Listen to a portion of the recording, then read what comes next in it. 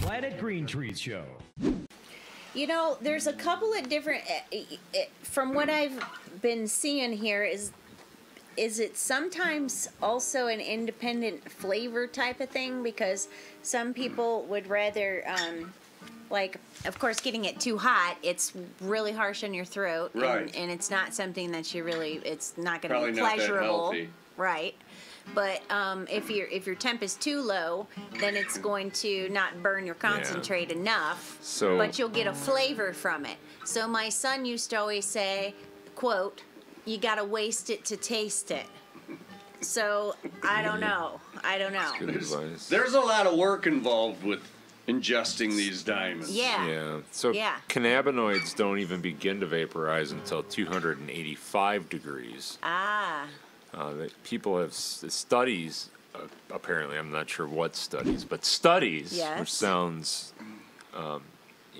important and certainly commanding on the issue, have found that the sweet spot for vaporizing cannabis is around 338 degrees. Nice. Okay. All right. Stoner studies. You got to do your homework to do these diamonds. So what are you losing by smoking it in a flame? Well, I think it's the fact that it's combusting is more of the issue for people. What about this torch? How could that not be hurting it? Well, it's just different. You're not heating the compound to a point where it combusts. It's simply vaporizing. Right. So it's just different. Just heat affecting it instead of straight fire. Right. Yeah. How hot is that piece of glass?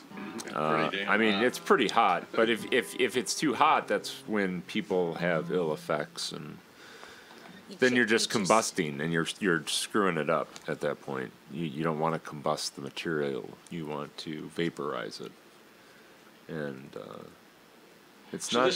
This material is going to be added once your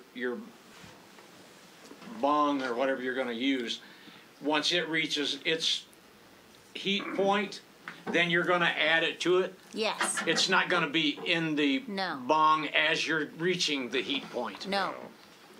No, that will be a waste. Okay, that's what I'm saying, because you have to go through the combustion there in order to get to the vape.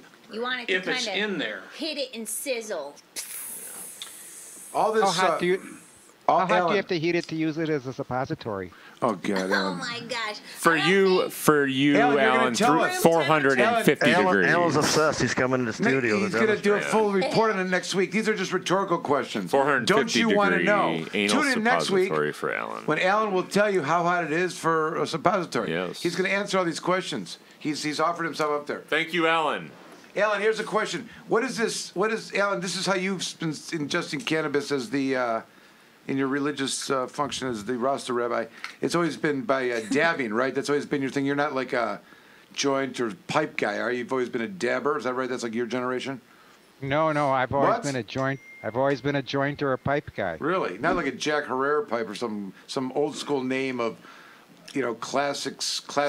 Oh, what do you know? Okay. Yeah. Where's your dab rig? Where's your dab rig? I think they call it. I don't have a dab rig. Okay. Oh, you might have to go on the hunt for one at the smoke shop. No, I'm a joint man. I see clearly under 2.5 ounces. You're prepared. Anyways, the lawyers that we've met who ingest cannabis at the marijuana law section, not to name anybody, of course, but there was a lot of dabbing taking place, and the theory being that you can ingest less, have more,